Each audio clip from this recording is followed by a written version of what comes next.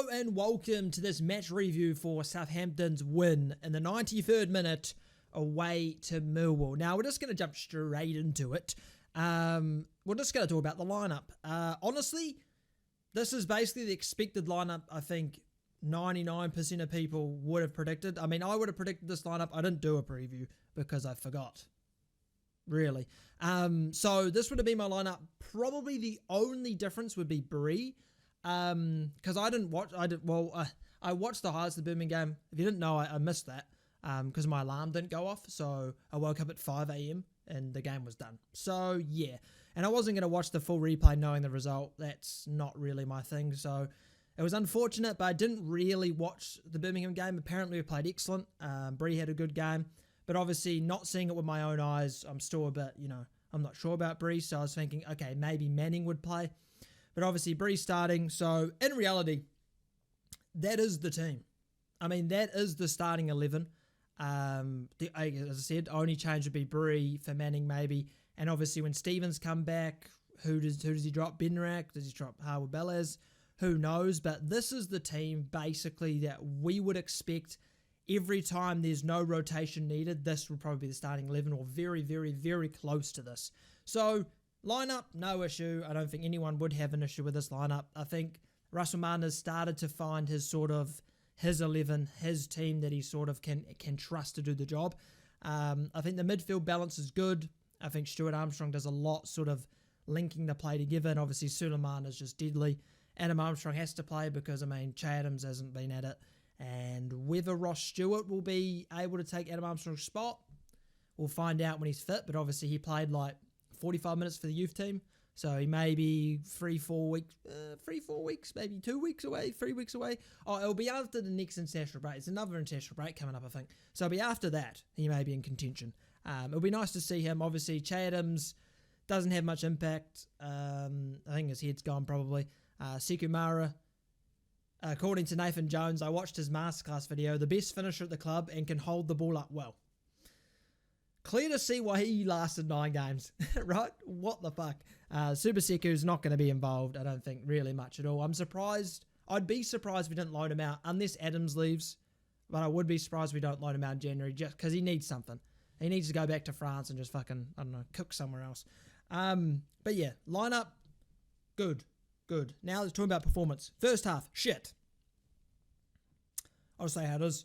Not the greatest first half. It felt a lot of...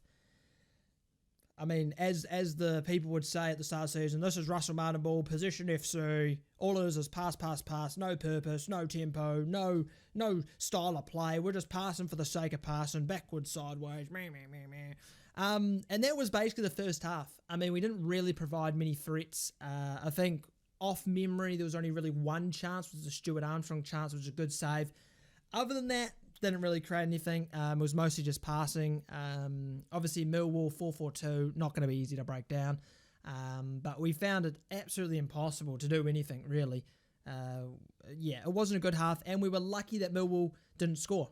They should have scored. They hit the crossbar. You'd expect them to score that probably 9 times out of 10, maybe 8 times out of 10. It is the championship, it's not Prem. But you would expect them to score that. So we were lucky that they missed that chance. Going in at halftime, 1-0 down, not playing good, it could have been a big issue. But obviously going in at 0, I think, flattered us. In reality, we were shit, and we should have been down 1-0. Moving into the second half, it all changed.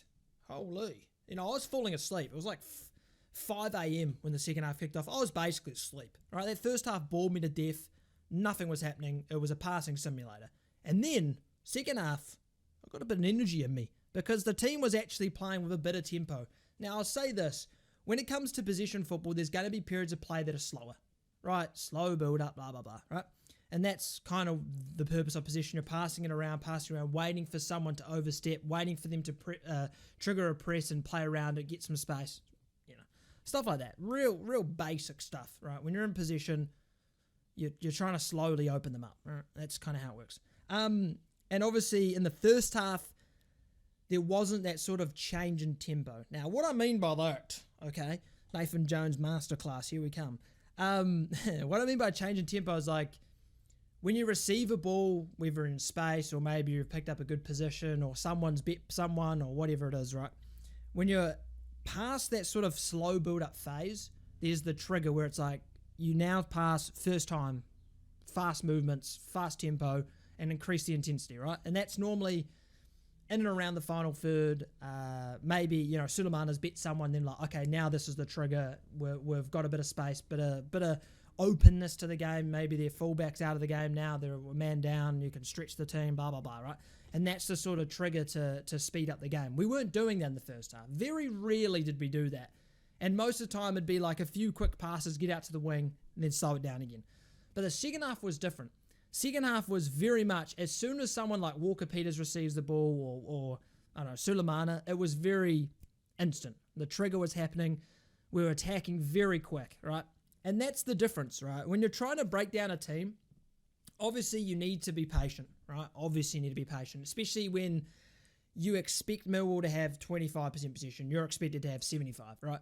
You have to be patient. You can't be gung-ho every time, fucking super quick, intensity, tempo, because you're just going to lose possession and get hit in the counter, right? You've got to be patient.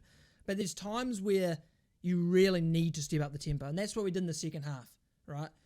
And that's when the transition from slow build-up to just fucking full throttle, right? And that's the difference in the two halves is that, I mean, Russell, I can't remember who came out and said, was it Ryan Fraser, said that Russell Martin sort of told them how to beat their system, I guess. I don't know. Told them how to beat their system, blah, blah, blah. So you can see that Russell Martin is sort of, I think he doesn't have to worry about the team.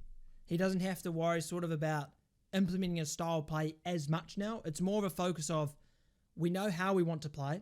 How do we play against them, right? And that's a different mentality. When you're trying to build an identity and blah, blah, blah, you're focusing on how do we want to play. And then once you know how you want to play and it's instilled in the players, because it is. I mean, it is instilled in the players. Yes, we've had some dodgy results, like a month or two ago or whatever it was when Leicester and Sunderland happened, right?